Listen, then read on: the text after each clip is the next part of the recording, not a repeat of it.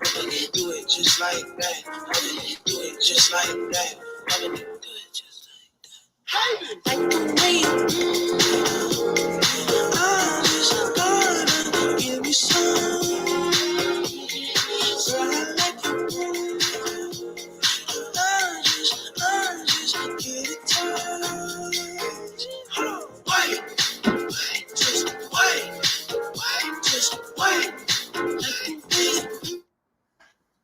I had to let that play. If you're familiar with these artist talks, I always start with some music. This was Get Me Some by Toki Monsta, Drew Love, and Dumbfounded, which was provided by Genesis Torres, also known as the Mayor.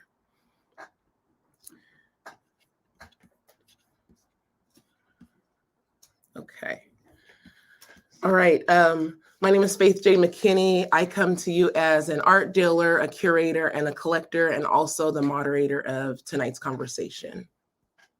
Really excited for this public program that is in partnership with the Shadow Box, which is a program at Faith J. McKinney Gallery in Sacramento, California. This project is special. I want to give just tell you a little bit about this project before we go into the panel talk. This project is really special. If you know anything about me, if you've heard any of these talks, I've always asked for space. As a curator, space is my medium, and it's sometimes really hard to find space to show artists and to show these concepts and share this art with the community. So in August of this year, I received a gallery space, and within it, there are a few rooms. And it was really important for me to bring in a young emerging curator and artist of color to activate that space. So here we are with Genesis Torres. He actually came in and will activate the space, named it the Shadow Box, and will activate it. He is the inaugural artist, and there are 3 more artists coming in behind him that are going to activate this space out until March of 2022. So without further ado, I would love to introduce, actually I'm moderating this conversation, but Genesis actually is who put it together, and he brought me the names. Part of the residency is some public programming. So he brought me the names of these 3 artists and artist admins, and I was really excited. I'm a fan of all of their work, fan of them as artists and what they contribute to this community. So I was really excited to moderate. So Genesis Torres, also you'll hear me go back and forth. He also is known as the Mayor. He is our mayor. Lives and works in Sacramento, California. He is currently pursuing a BFA in studio art at Sac State and is the president of the Print Club. Founder of Impact Club, is a member of the California Society of Printmakers, Myrtle Press, and the Verge Center for the Arts, and has a curatorial residency at Faith J. McKinney Gallery. He works primarily in visual arts and sound art. Welcome, Mayor. Thank you. I first want to say thank you. Thank you for putting this together. Thank you for activating an amazing space in the gallery. It goes by too fast. I remember, when we started it and literally seeing that room change over the course of a few weeks. So thank you for adding to the gallery. Thank you for curating an amazing program, and also for bringing us together in conversation tonight. Well, I just want to say thank you for creating space for artists to come together and create together. So you are also a big part of this equation. So thank you. Thank you for everyone joining us today. Really excited to have this conversation with everyone and our panelists today. Okay, so I'm going to bring in each of our panel guests, and also at some point tonight, Genesis, I would love to hear you talk about, when you're thinking about this panel, putting each of these artists together and bringing them in conversation. I would love to hear some of your thoughts about it. But I'm going to introduce Summer Ventis. And before I start, I'm a new collector of Summers. I just picked up my piece from the Verge Art Auction, which I've been eyeing since her show, I think at Axis last year, if I'm right. So I'm really excited to be a collector and also work with her. We worked when I was at Kroc Art Museum. We worked during COVID and did a lot of the projects that hopefully come up tonight when we think about social practice art. Summer Ventis work uses the printed service to the printed surface, to address internal and external landscapes and their intersections, the imprints we leave on each other and our surroundings, and the imprints that our surroundings leave on us. She received a BA in art from Grinnell College and an MFA in printmaking from the University of Colorado Boulder. Her work has appeared in national and international exhibitions and is held by collections including those of the Denver Art Museum. She is a member of Sacramento-based Access Gallery and assistant professor of printmaking at California State University, Sacramento. Hi, Summer. Welcome. Hey, thank you. Thanks for having me. Yes, thank you for being here.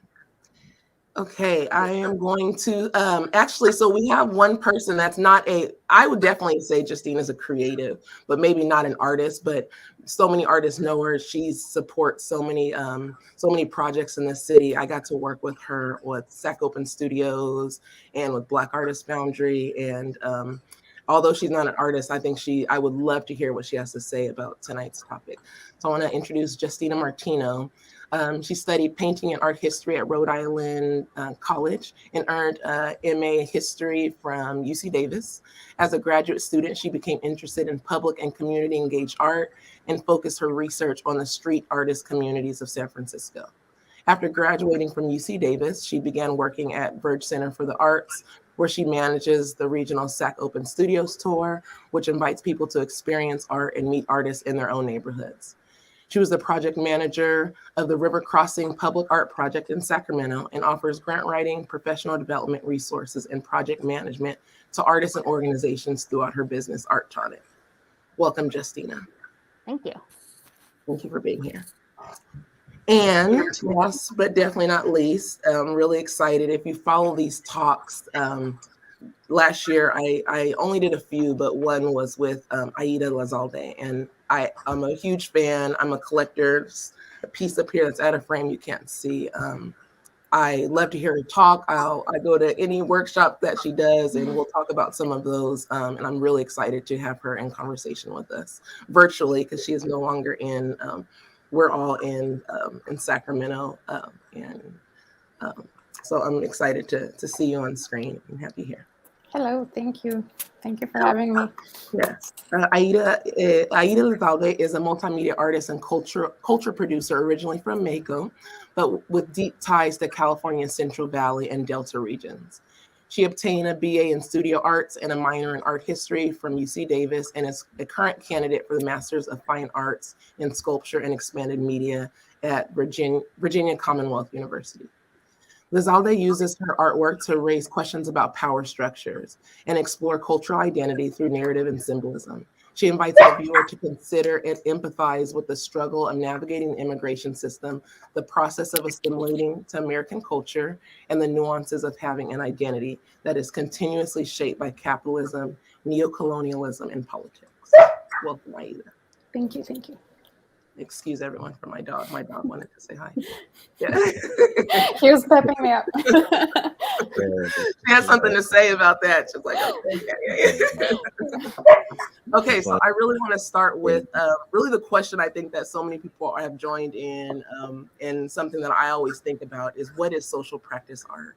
And I really want to open it up. These conversations are fun, are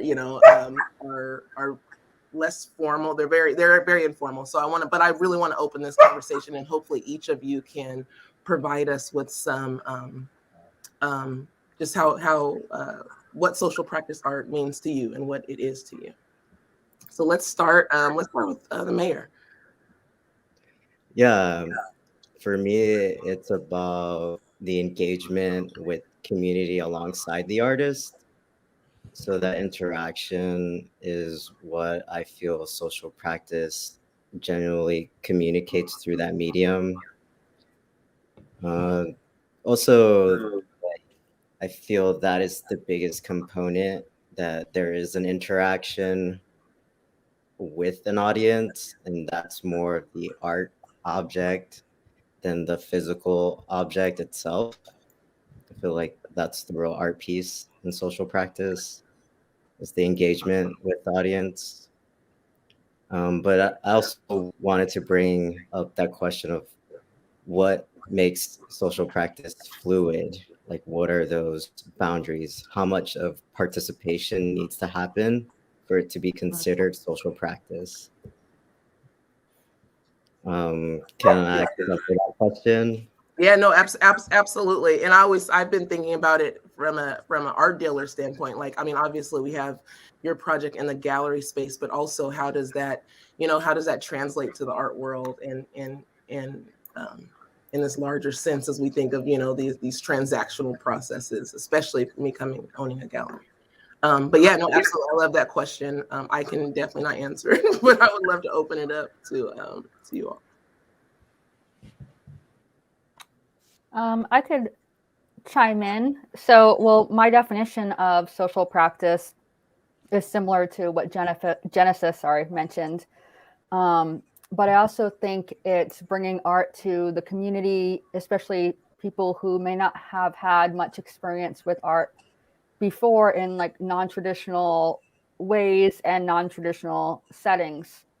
I also think it can cross disciplines. I think a lot of social practice artists are also activists or work to bring attention to issues they care about or work to get individuals engaged in causes they care about, such as political causes.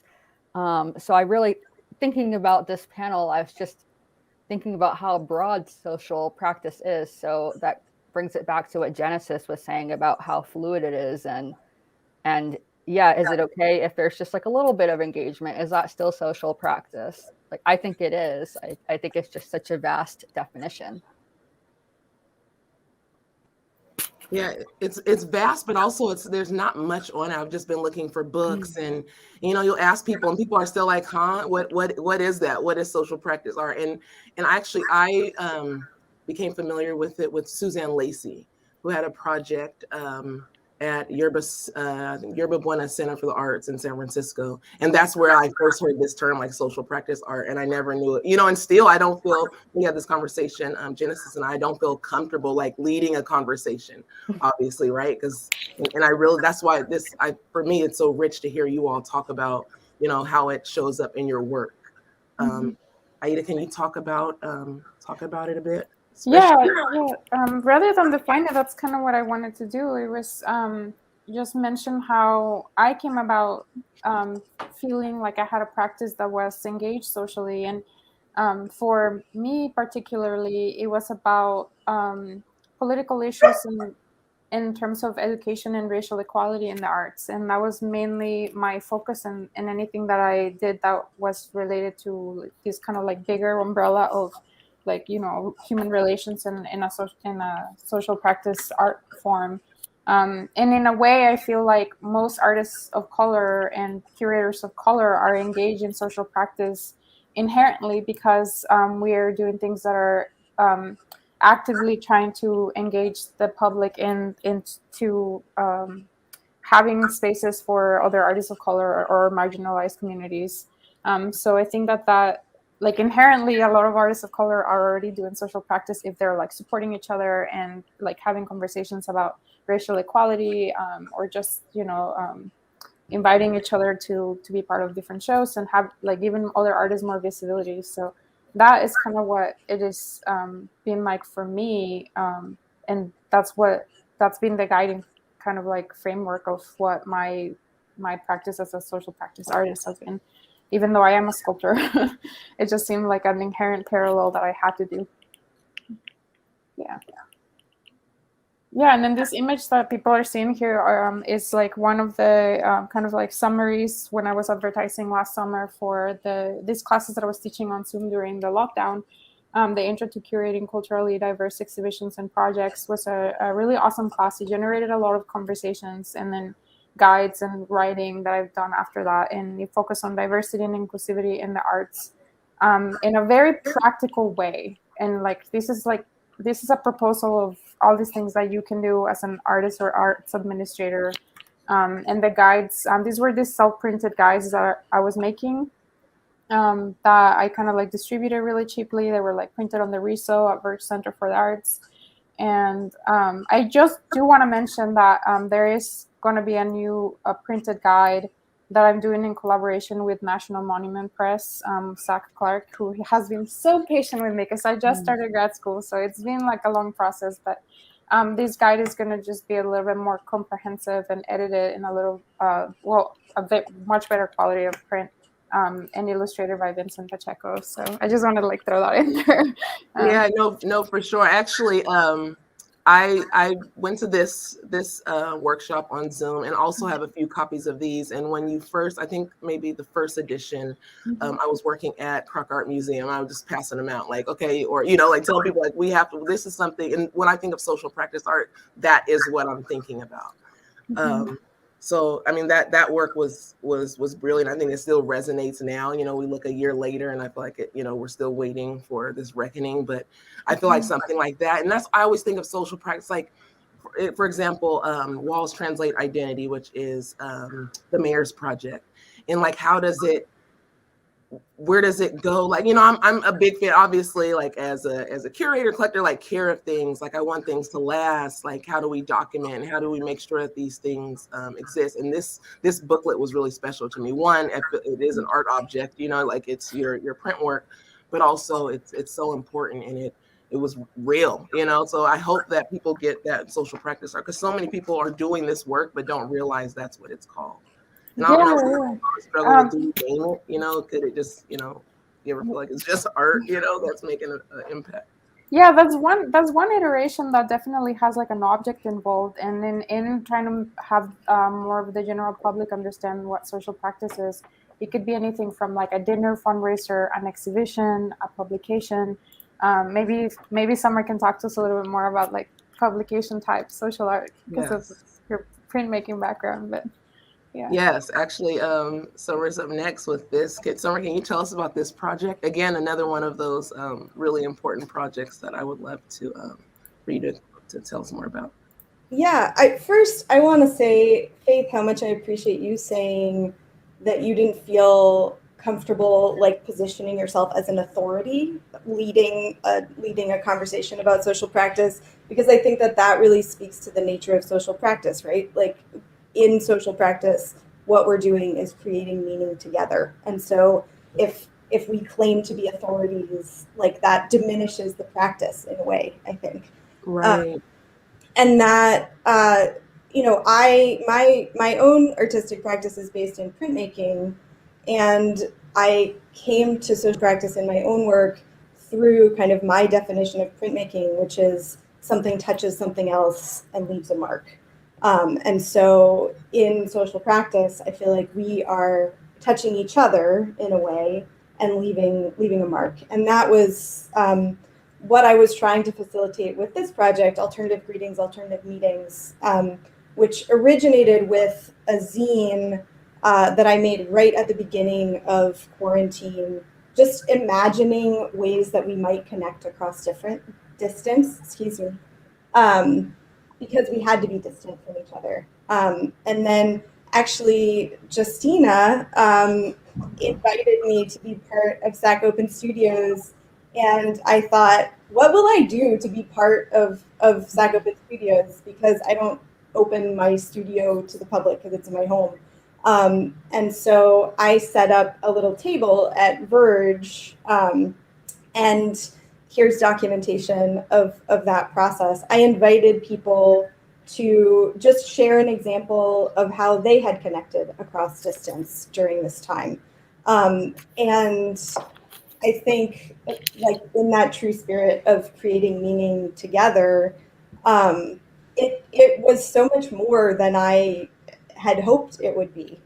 People shared these very poignant experiences, and they wrote them all down in a little book that I provided. Then I copied down what they had written on a postcard and gave them the postcard. So that's what those Pantone postcards are that you see in the photographs. And then Aida, you were talking about like publications. The way that I chose to document that process was through a zine. So the zine has those photographs of the people and then the text that they wrote next to the photograph of them with their card and their text. But yeah, creating meaning together.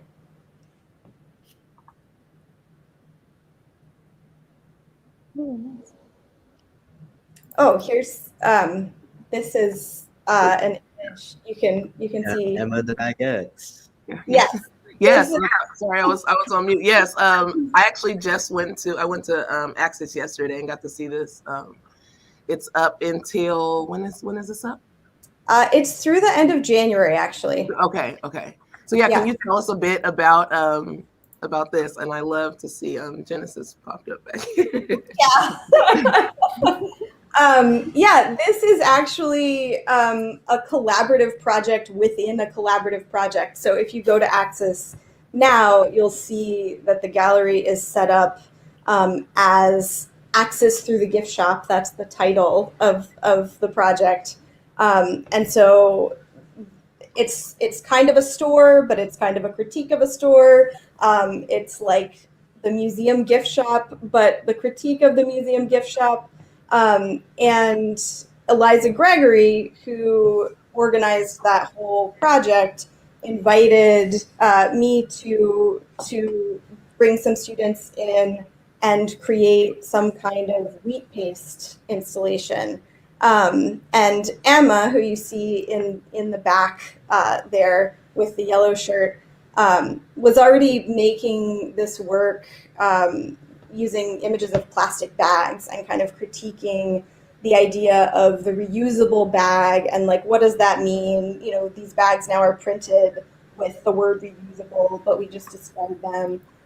What does that say about our broader culture and consumerism and capitalism, which all seemed to really align with that Access Through the Gift Shop project. And so I asked Emma if she would like to be the project coordinator. And then these are her colleagues, Elizabeth, Ceci, Genesis, Sage, and then there were other students who collaborated as well. And they each designed their own bags that then became a part of this larger installation. And they named themselves Emma and the Baguettes. So that is. I love it. Yeah, I see Ember's chat, her message in the chat. She's seen her hand in there. That's nice.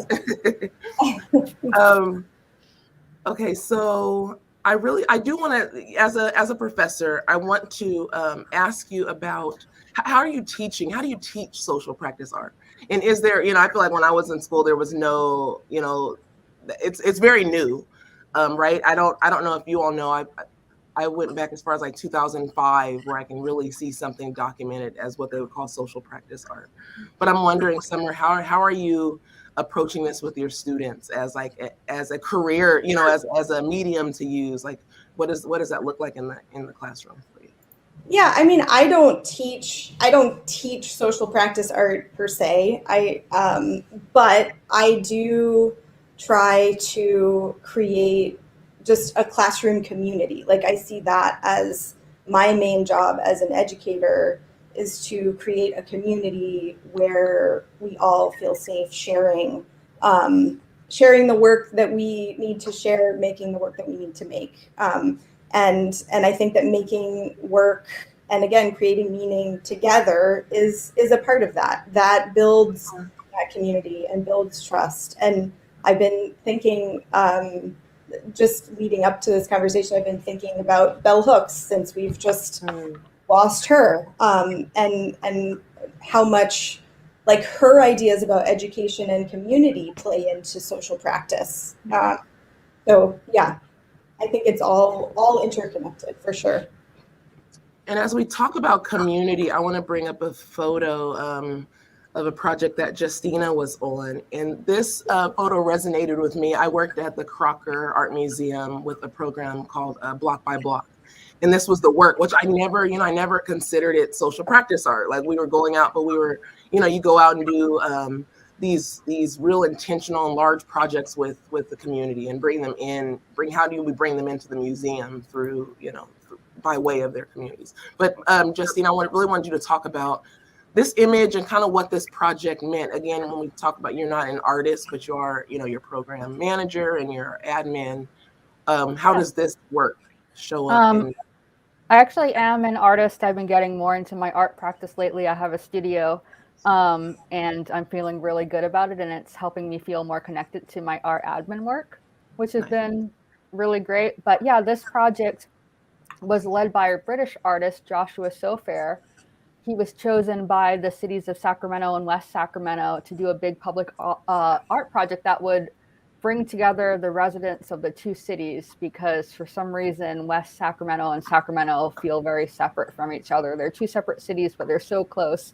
But why can't we just get along, you know? So he came up with this project where he would use maritime symbols on each dock of each city to like say hi to each other. So like, hi West Sacramento, hi Sacramento.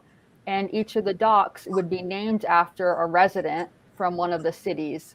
So just an ordinary resident. So this was kind of, his idea was to take back the idea that public monuments and spaces need to be named after, you know, like wealthy white men or, you know, just really popular people, and that we could name and value just ordinary citizens who are special in their communities.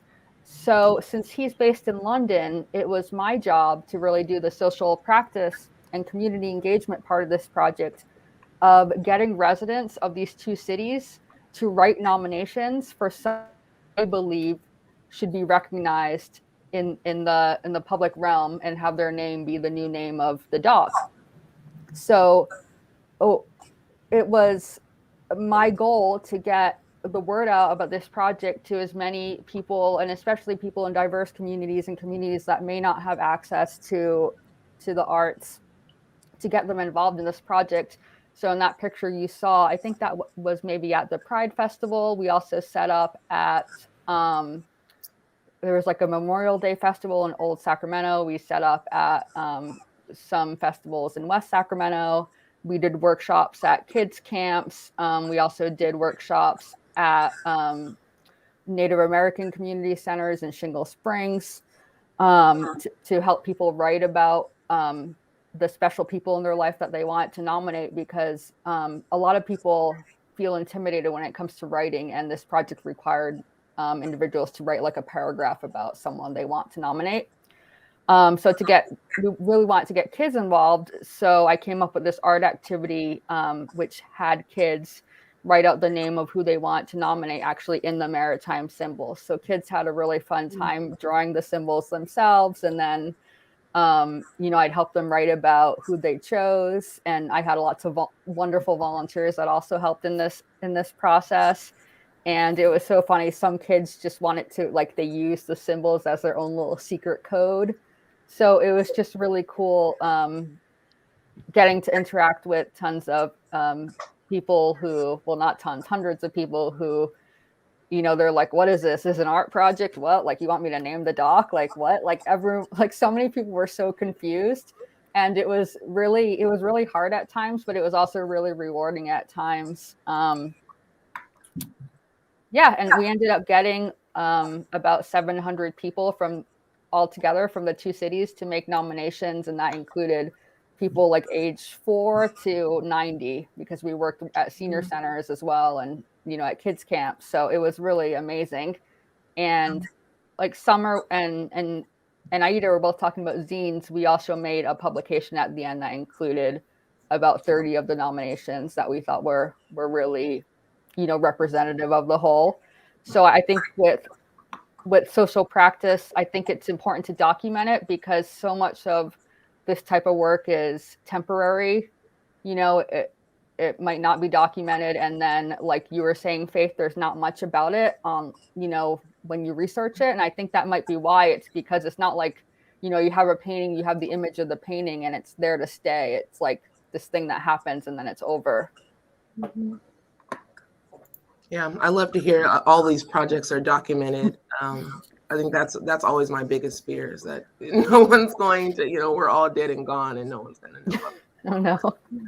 I do want to talk with the mayor now about really kind of why we're here, and about this project, Walls Translate Identity. And I want to start with this photo, and I believe this is day 0. Is this maybe day 0, day 1? And I want you to kind of talk to us about and I love the residency because it's, I'm always thinking, and I feel like it was a time really for you to think and how you engage other artists, but also how you use the room, and you kind of had to set the tone for what this space could be. So can you tell us a bit about this project and the intersections? We talk about participatory art and engagement and what that looks like. Well, my idea for this exhibition was kind of to experience what I was currently experiencing with getting this room. So I wanted everyone to experience the bareness of the room, like the very day zero. It had things hanging off the walls. It had wires sticking out at random corners, of big holes in the walls that I needed to patch. So seeing where that room came from and its journey through it, all the exhibitions after that, I wanted that experience as a shared experience with the community, because this is my opportunity to express that work.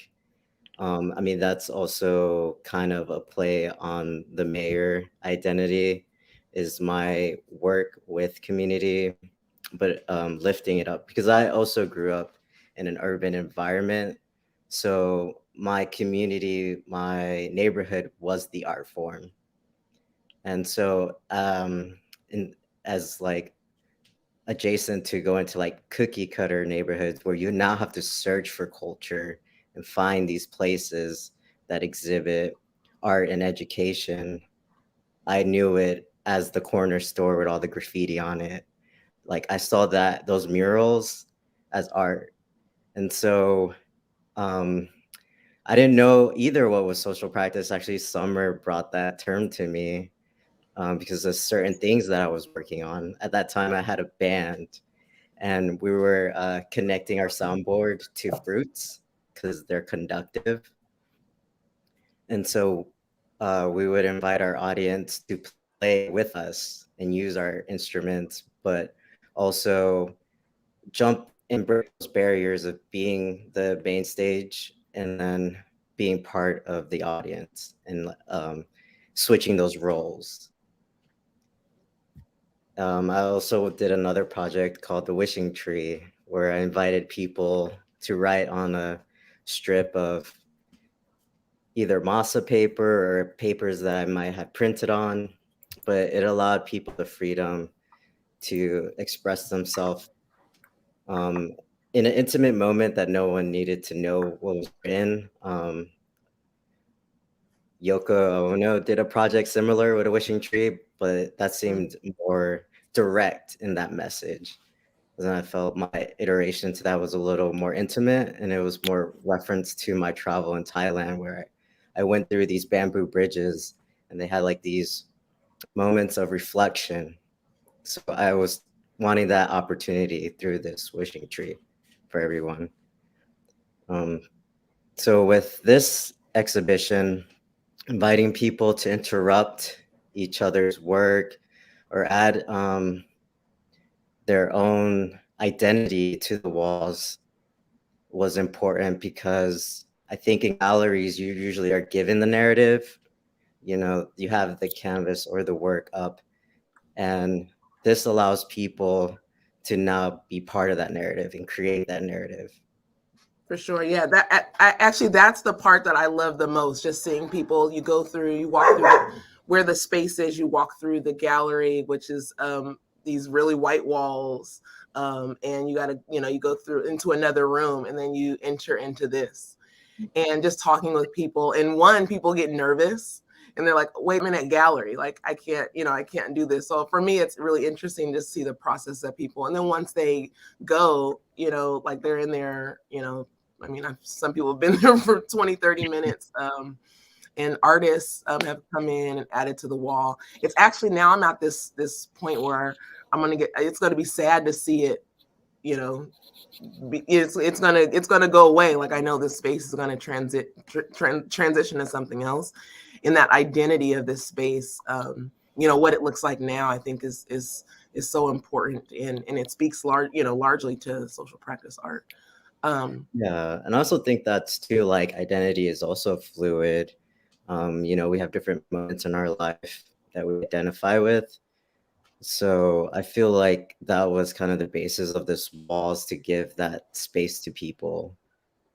And also, like, that moment, like, your relation to walls and the space that you're allowed to be in certain walls kind of creates that identity. So I just wanted to kind of get that conversation and maybe even spark that conversation with people as they enter. And I know when they first walk in versus when they actually actively mark the wall, like, become more intimate with the texture of the wall, the color of the wall. They start noticing things that felt distant or overlooked at first. Yeah, and for me, it was how I was interacting with the wall, right? Like I would find myself writing statements or writing these affirming things or writing a message to someone else. And I feel like that's that engagement part that I really liked. I was able to talk with someone else that was going to enter that space later, or someone was going to write over it or add to it. I've added to some people's. So I really think, it's over on Sunday the 19th, but I think when we think about social practice art, this is, almost like an entry point for a lot of people, just to see like, okay, there's some, what am I doing? I'm engaging, I'm participating, I'm involved in this community. So thank you again. Thank you for providing it. I'm really sad to see it go, but it will be exciting to see what is next. I'm happy that I got to see it yesterday. I just wanted to say I got to go in yesterday, Genesis, and I felt the same way, like I was communicating with the other people that contributed to it.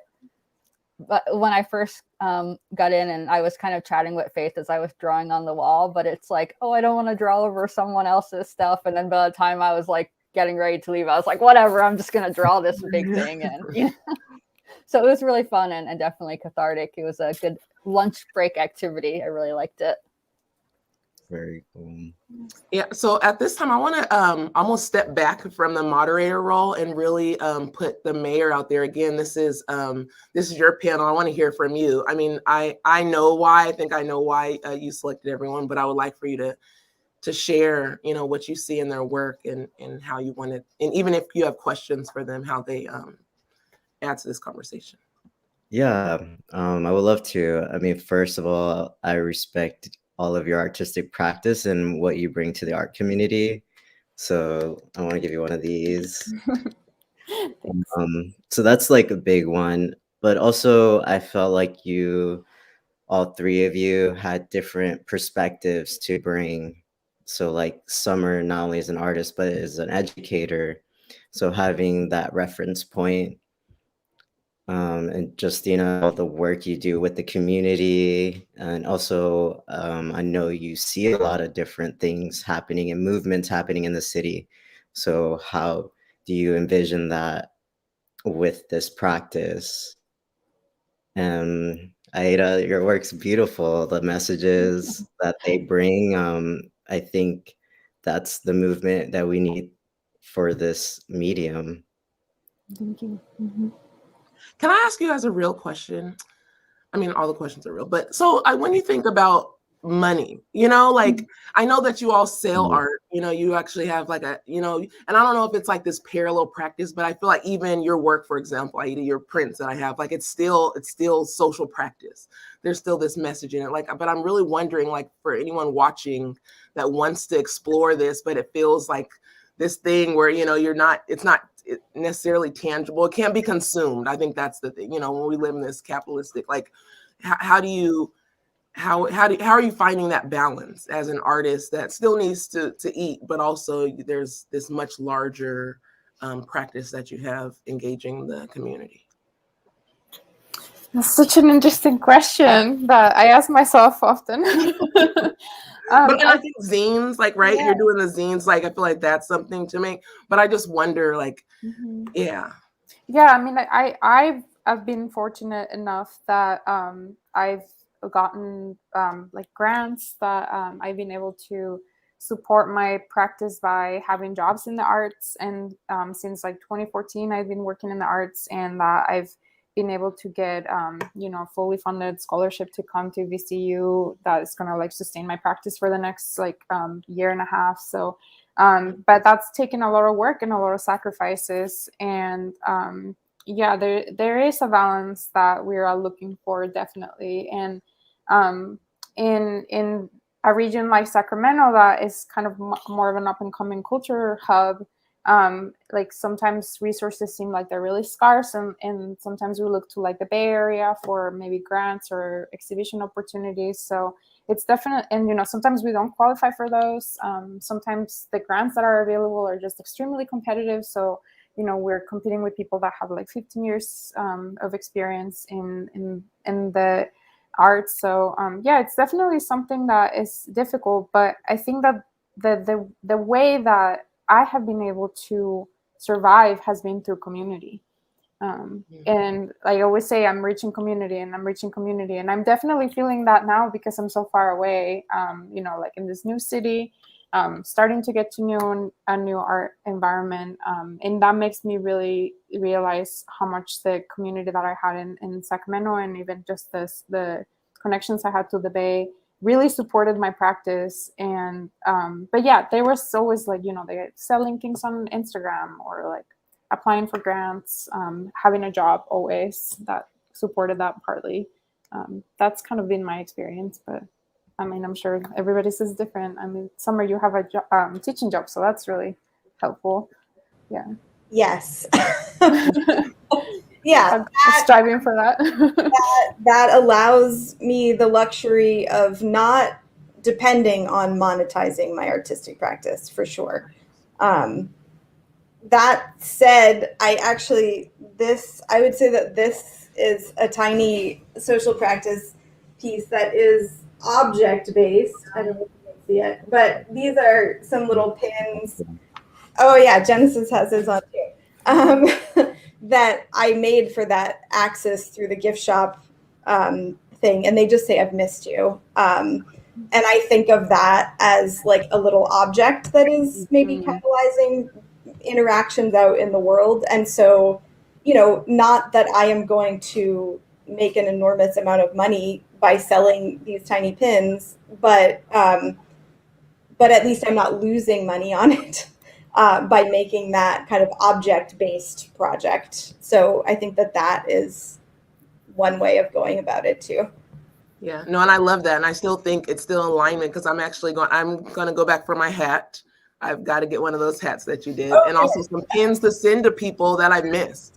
So I feel like that too. when you think about community and engagement, like it's still this thing that I can purchase, but also it still kind of continues your work.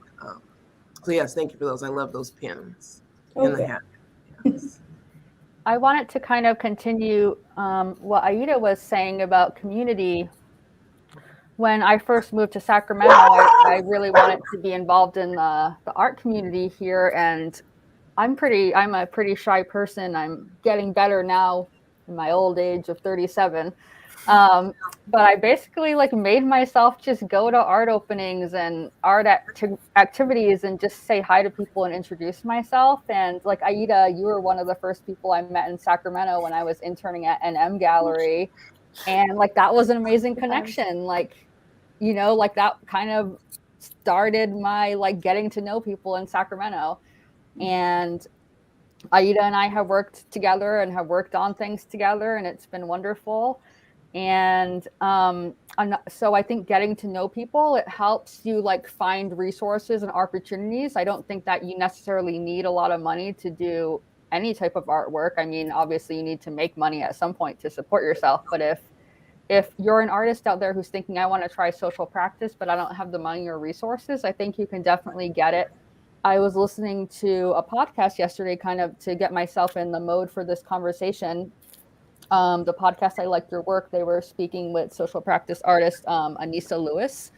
And she was talking about, as a social practice artist, looking into like the empty lots and buildings in her neighborhood and finding out who owns those spaces. And I think that's a technique or something that artists can do to find actual physical space, find out who owns the space, see if maybe they can loan it to you for a month or however long for your project, Also, Aida mentioned applying for grants. There are so many grants available that ask for community-minded art projects.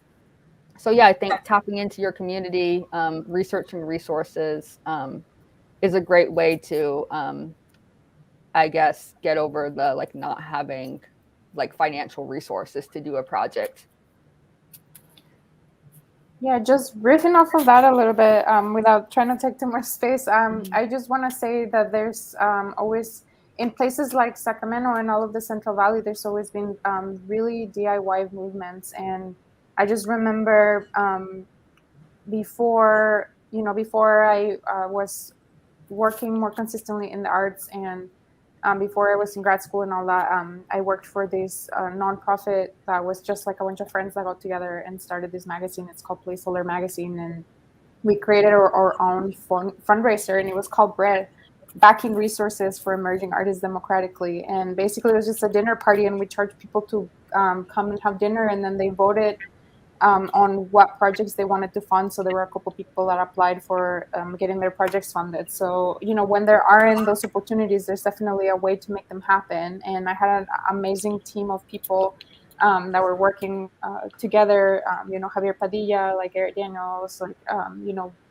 we were just like kids that wanted to do something together and fund the project. So we just created our own grant basically, and that was a really fun thing that we did together. And that's also something for younger artists that are starting to want to get into more social practice oriented stuff, is that you can really just pull together your friends and then just start your own fundraisers. And I think there's like a couple of things going on like that in Sacramento, like Peach House was doing shows and now they have a venue.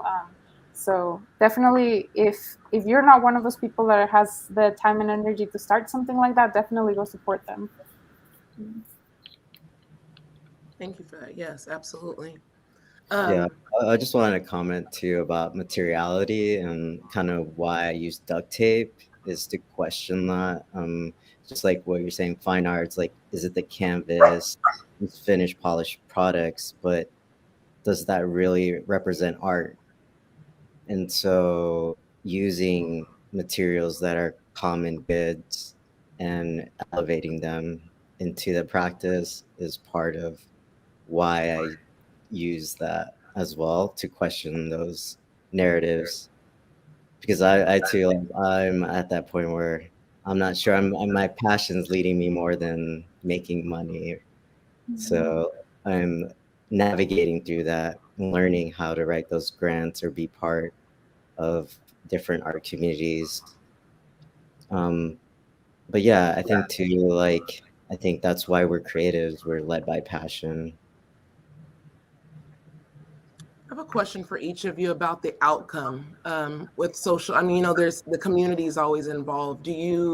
What is your goal with your overall practice? I know when I think of it, like, okay, Faith, what's your goal? I'm like, okay, in racism, like get more artists of color into museums and institute. Like there's these big goals. But when you think about your work as an artist practice within social practice, what's your goal? If there is one thing that you really want your work to people to pull from your work, or this larger outcome. I would say for me quickly, it's just blurring boundaries. So just like the identification for the walls, for example. Yeah, the question of materiality of work. So yeah, blurring boundaries is kind of my mission. I like that. And I'm just going to throw in, I love that you said about the duct tape, because the current show up in the gallery is a solo exhibition by Jupiter titled NGGR. And a few of the pieces he framed with duct tape and thinking about materiality, exactly how you explained it. So I love that, that common thread, through that room and through the main gallery space. But who's next? Who wants to, what's the goal? For me, it's I think one of my main missions in life is to get people to love art and to realize that it's more than painting and sculpture, and realize that they can make art, like anyone can make art. I think so many people are so stuck on the idea of like, I don't have talent, I'm not an artist, I can't make art, I can never do that. But that's not what art is. Art is all around us. I mean, that sounds kind of cheesy, but it's true. And I just want people to see the possibilities of art and, get them to, I think art can help them pay attention to the things that are going on around them in their community. And it can help them feel empowered to make the change they want to see in their community. I love that you said that. I think I align with that, just especially because you come at a place, you work with artists, with Art Tonic, you work with art organizations, you're an artist yourself. So I always think it's important to know that intersection, and also know when you think about engagement and connecting, getting people connected with art. Summer, how about you? Yeah, I appreciate what you said, Justina. And adding to that, I think I am always thinking about creating, not just in work that I would sort of call social practice, but in my work as a whole, creating opportunities for connection and reflection. And more broadly, I think that when we create spaces for connection and reflection, we are creating spaces for critical thinking, which I think is of dire importance all the time, and certainly in our current world. And I don't think that is emphasized enough in the public sphere as a whole. And so I feel like that is a really important role of art making and art viewing and participating in art from any angle. Yeah, no, I love that. And I think back to last year when we worked on the project together, the Crocker. And I almost feel like we came to you with the opportunity as an artist, you as an artist producing this work, and you turned around and gave the opportunity to your students, where they all got to contribute to that project. So that was really important. And I think of it I still think about your work, it extends beyond the work that you're physically making, like creating these opportunities. For me, is social practice art. Right, you're creating opportunities for for other people to get engaged. Aida. Yeah. When you first asked the question, there were two things that came to mind, and they're both experiences that I had. So when I graduated high school, I went to a summer school for the arts in Los Angeles, and I had a professor, Claudia Alvarez, that was my ceramic teacher, and she was also Mexican, like me, like a Mexican immigrant like me that came from Monterrey. And that was really the first time ever that I realized that one, that you could be an artist as a profession, which just blew my mind and I was so excited about, but also that I personally could be an artist as a professional, because there was someone there like me that was teaching, and that had graduated from also UC Davis, and who was making work and making a living out of it. So that was one thing that came to mind. And the other thing that came to mind was recently when I went to the Philadelphia Museum of Art, and I had a moment where I didn't realize it, because I kind of just went there without preparing a tour or anything. And I saw like the works of Duchamp that I had seen in the books, forever. And like the nude descending the staircase, and like the urinal were like in front of me. But in the same museum, in the same venue, in the same space, there was also the work of Teresita Fernandez, which is a Cuban American artist, also an immigrant, who graduated from VCU, which is the school that I'm going to. And I was just crying, because I was just like, wow, like this is, like maybe now it's silly to think about it, but I felt like, wow, this is somebody that's like me, that it's in this museum with like the works by people who we've seen in books like countless times. So I know that sounds maybe a little bit selfish, in a way, because I don't want to be like the representative for everyone, but I definitely want, if my work and the conversations that I have in my work about like post-coloniality and like a cultural identity and trauma, like, generational trauma, etc., can be a window for someone else to exist in this space and to process those experiences, I think that would make me really happy. I think that would be great. Yes, it's beautiful. Thank you all. I want to close It doesn't look like we have any questions. If there are any questions from YouTube, Facebook out there, put them in the chat. I'll ask them. But I want to look forward and just if you can tell me what's next for you. I know you all are doing some amazing things, some projects, some shows, grad school. So if we can just, and the mayor, I would love for you to talk maybe briefly just about what's coming up in the shadow box. So can we start with you? Sure. I think the biggest project is the shadow box for me right now, where I have this space will give an opportunity for the artist to kind of think more conceptual about their practice, because this is a space that we don't have to worry about, you know, if we could drill holes in the wall or we can have things hanging from the ceiling. There's literally the imagination is able to breathe, and you can transform the space in how you envision it instead of having to cater to other gallery limitations. So that's kind of like the framing of the shadow box, kind of like that's how shadow box are used to like frame work. It's kind of like this encapsulation of a certain artwork. Um, so I have Imani, who's going to show from January 5th to the 23rd. And then I'll have Amber DeBoer, who's a local sculpture artist. And then we'll have Summer Ventis exhibiting, which that will be exciting. And then Muzi Rowe is also doing the last show for the Shadow Box. So it's a really exciting, and I think all the artists bring an innovative perspective through their medium. So that's why I also chose these artists, because I feel like they really challenge what their medium means. So I look forward to how they will present that. So yeah, Yeah.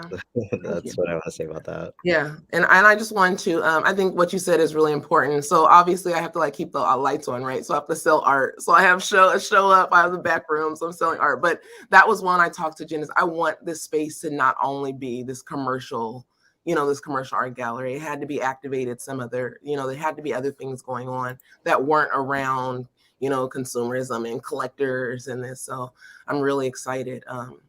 I mean, I'm sold already. Just this show ending on Sunday is like, I feel like, okay, we did it. And now, we still have more artists coming into the space.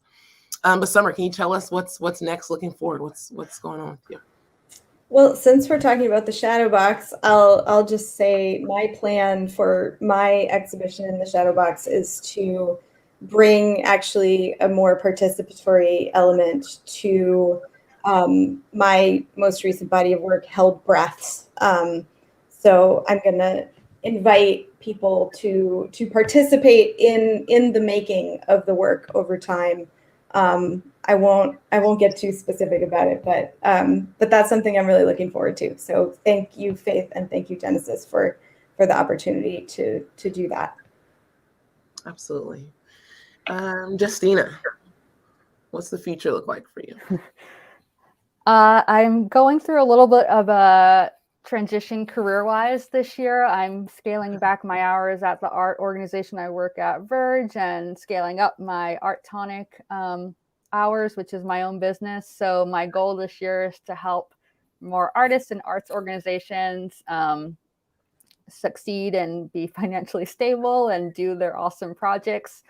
There's a lot of grant money that is going to be coming from the city very soon. They just announced a grant, the city of Sacramento, that is. So I'm hoping to get in there and be a mentor again. I was a mentor for the city a few years ago to help artists write their city grants. So really just helping artists with grant writing, professional development resources. Hopefully Faith and I were talking about my leading an artist bio writing workshop at the gallery in January next month. So that should be really fun. And then working on developing my own artistic practice. So I'm really excited.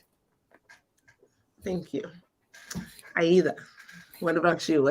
I know you're in the throes of grad school. Oh yeah, totally. I'm just like trying to survive grad school I right now. know But it. I do want to say that Justina helped me write a grant for the COVID relief, and I got it. So definitely like hit up Justina if you're trying to do that stuff. Yeah, and I'm in grad school right now. I have candidacy coming up in next spring, so I will be having a show here in Richmond. I don't have the details for that yet, but if you haven't, I just want to make a plug-in right here. If you haven't gotten your Articulator book, definitely go find it. It's everywhere, like Old Gold, Beers books, just like everywhere.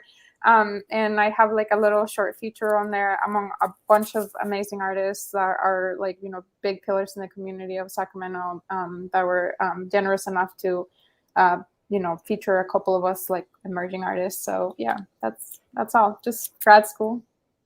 Like all the way across the for those of you that don't know, I moved to Richmond and I'm all the way like across the country in the east and just trying to get through this program, which has been really amazing and generous to me.